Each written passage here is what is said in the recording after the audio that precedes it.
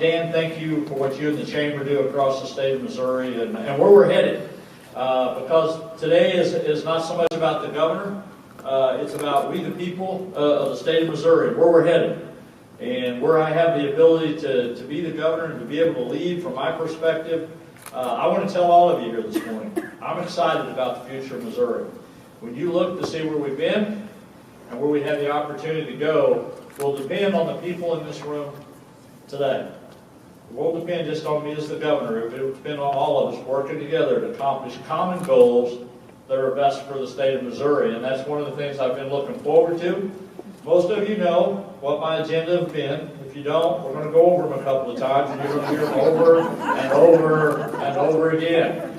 But it's important you know, when you go out in the public and somebody says, what in the world's the governor up to, you're going to be able to say, this is what he's focused on. This is what he's doing. But I have been adamant, clear, laser focused that the two issues that I will be working on, and the cabinet will be working on, my administration will be working on, are infrastructure and workforce development. Those two issues will be the key to where we move Missouri and where Missouri goes for the future. And if we're going to compete with the states around us, even our bordering states, but if you want to take that one step further, which I do, and I know my directors do, when we say best in the Midwest, that's just not a slogan. That's just not a statement. I truly want to be that. I want people to know who we are in this country. I want people to know we're not a flyover country no more by any chance, a flyover state. We are where you want to stop. And we have every resource, we have every opportunity in the state of Missouri to put that together. And we have that ability to do it right now in the state of Missouri. And the two things we got to do, when we talk about workforce, there is no place I go in the state of Missouri that I don't hear of a need for work. All across the state. And I don't care whether it's a frontline job or a job that requires much experience and requires a lot more time. And let me just tell you this. We spend a lot of money in government on K-12 education. Rightfully so, and we should. Because that is the future of the state of Missouri, where our young men and young women are going to come out of our public school systems and our private systems, and where they're going to go. The second pool of money we spend a lot are on universities. And we're always going to need engineers. We're going to need professionals. We're going to need doctors. We're going to need attorneys even. Sometimes I'm hesitant to say that, but we're going to need them. So if you're attorney in here, just take that with a grain of salt on that. But we're going to need that. We're going to need the professionals we have. But the truth of the matter is, 65 to 70% of the people in this state do not have degrees. That's our workforce. And that's who we've got to focus on also. We've got to figure out how do you give them the skill set they need to go into the job market of today. What is the demand of these businesses out here? And you've got to have more than a high school degree. If you look on a national average, if you have just a high school degree, you're on a decline of about 5 million jobs a year in the United States. If with just a high school degree, which means you've got to have some sort of post-secondary education. Whether that's a 2-year school, whether that's a certificate, whether you're an apprentice, whatever that skill might be. That's the demands that are out there. And we got to start preparing for that. Which means we got to be able to go into those K-12 institutions, and we got to make sure counselors know what the future is for Missouri. We need to know teachers need to know what it's like to be in the real workforce, and maybe that they need to go out there and see what it's like for all of us that have had to run business before and what the everyday challenges you have. And the other thing that's so important on the workforce development, the private sector has to be part of the education system. So between the private sector, the education system, and government has to partner. It can no longer be just one of those three. It has to be all of us moving forward together to meet the challenges of Missouri. And the other thing we got to do is we got to talk about why it's important to stay in Missouri, why it's important to stay in your hometowns, and what is it we have to offer in this state that you want to make a young man or a young woman through the education system want to stay here. We want to be able to capture those skills that we've educated somebody to do in this state. Those are all important. And every one of those things that I'm talking to you about this morning, that Rob and Zora talks to you about, are doable. There's other states have done it. It's not like we got to invent the wheel here in Missouri. All we need to do is go and see what some things that Georgia does as well, some things Tennessee does well, some things Kentucky does well, some things Indiana, Texas, and Florida, and you can go on, that they're doing good things in their state. By reforming government, which is part of my responsibility, to make sure I do my part. And my part is, when I meet with the cabinet members here in the state, is to be able to go in there and say, look, what's the priorities of the government?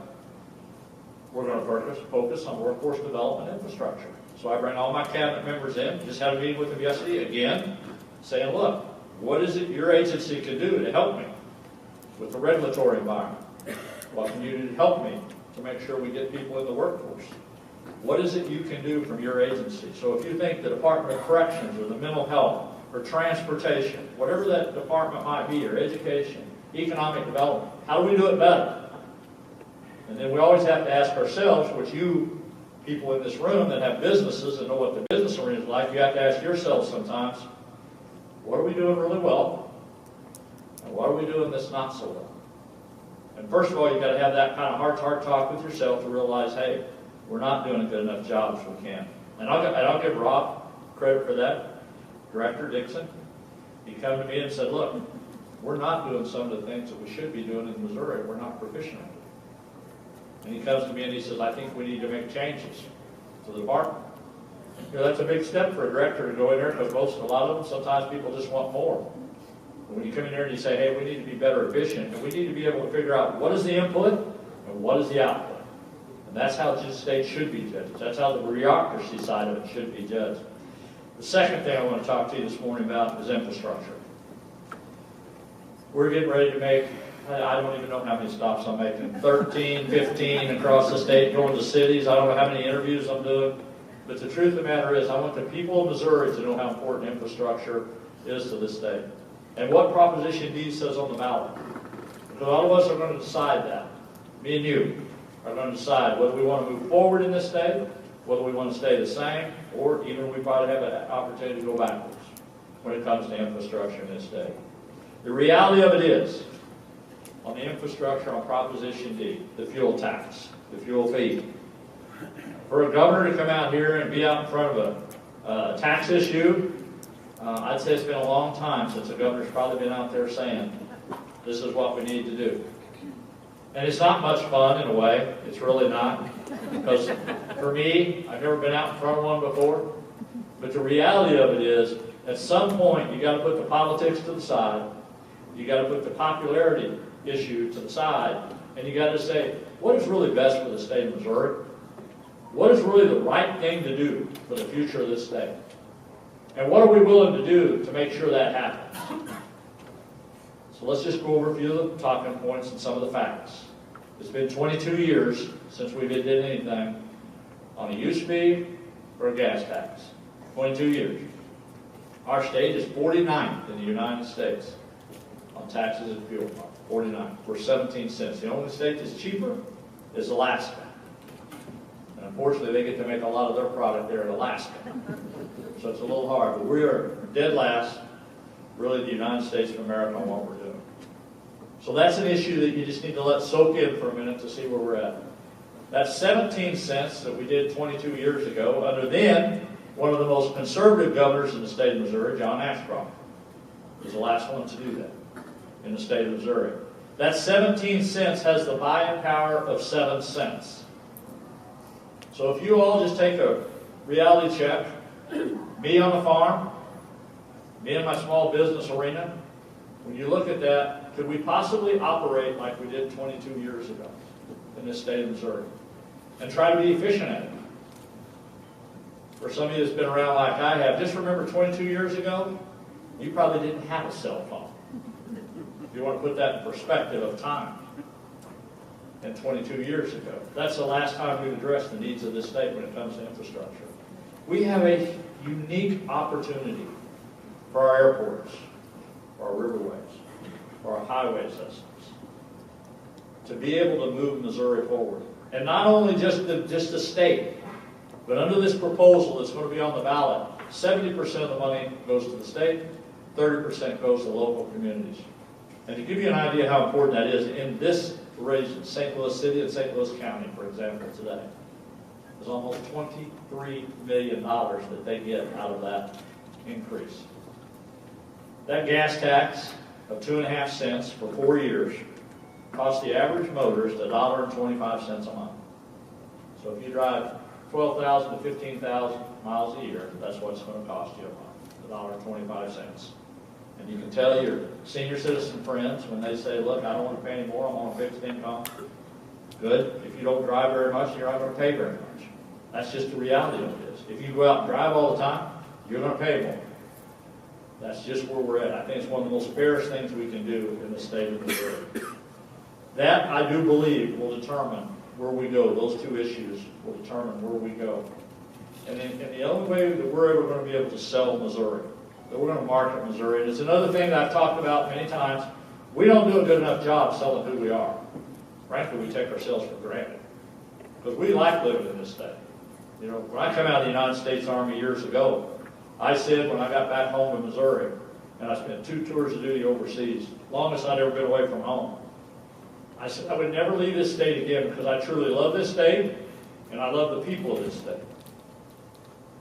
But it's important for us now to make sure we pass that down to make sure that other people understand why it's important to live in Missouri. When's the last time you've shared with friends from out of state, or even in state, why you live in Missouri? Why it's important you live here? And you're going to say things like family values. You're going to say things about taxes, low taxes. You're going to say, you know, I really love the people of this state. I like who we are. It's a great place to raise kids, and that's the kind of theory you're going to go. That's why you live here. To be right honest about it. But do we go out and tell people that? Do we share that story with people? Do you want Missouri to do better? You know? Do we want new businesses to come to the state? I know Dan does. He'll talk about that all day long with you know, trying to bring people here. But the only reason people come here is because we sell ourselves. And when I talk about marketing for the state of Missouri, and I talk about workforce development with the directors, it's pretty simple. You look at other states bring people to the table. For us, we got like the Hawthorne Foundation. If you're not familiar with the Hawthorne Foundation, I want you to get familiar with it. I want you to ask questions about it. And I want you to understand how we're going to use that. But when we go recruit businesses, when we go overseas and try to figure out what businesses line up with Missouri, we do it through organizations like the Hawthorne Foundation. But other states do a better job of that than we do also. But here's the trick. I can go anywhere I want to go and meet business people from out of state, and I'll tell them how wonderful the state of Missouri is, and I'm the governor of the state of Missouri. But every other governor is going to tell them the same thing about their state. I can take the economic director with me, my economic development director with me, and he's going to say the same thing. I got so many tools in my toolbox. But you know who sells Missouri? People who live in Missouri. CEOs, businessmen, people that work for businesses. When you sit at the table with me and with that director, and this is why this is important to me, and you tell people why it is you live in Missouri, why it is you do business in this state, why you want to expand your businesses, that's how we make Missouri better. That's how we make Missouri better. But it's bold action sometimes. It is bold action, and it takes bold action. If we want to do something about infrastructure, it will be about me and you working together. I can't do it by myself. I can't.